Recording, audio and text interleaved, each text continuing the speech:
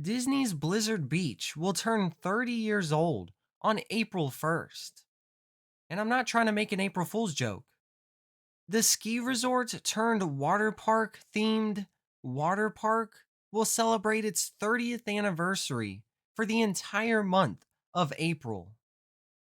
And then, right after this awesome celebration, that will be so much fun, the park will close so that Typhoon Lagoon can reopen. Yup, Disney still won't open both of their water parks at the same time.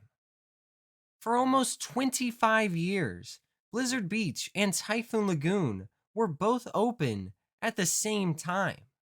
But for the past few years, Disney acts like if they open both of these water parks at the same time, they would go bankrupt.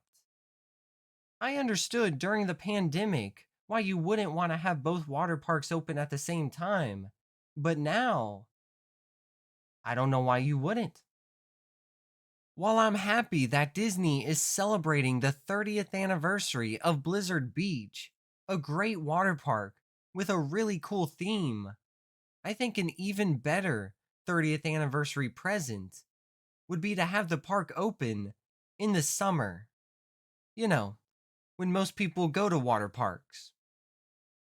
Also, it would be cool if Disney could stop saying in their ads that there are two water parks at Disney World, because even though it's technically true, it really isn't. It's semi false advertising, and I don't like it. Maybe one day these incredible water parks will be open at the same time. But that day, it doesn't look like it's coming anytime soon. Well, what do you think about Blizzard Beach turning 30 years old? And what do you think about Disney still refusing to have both of these water parks open at the same time? Let me know in the comments. If you enjoyed the video, please like and subscribe. I'm Running Man, and I'll see you next time.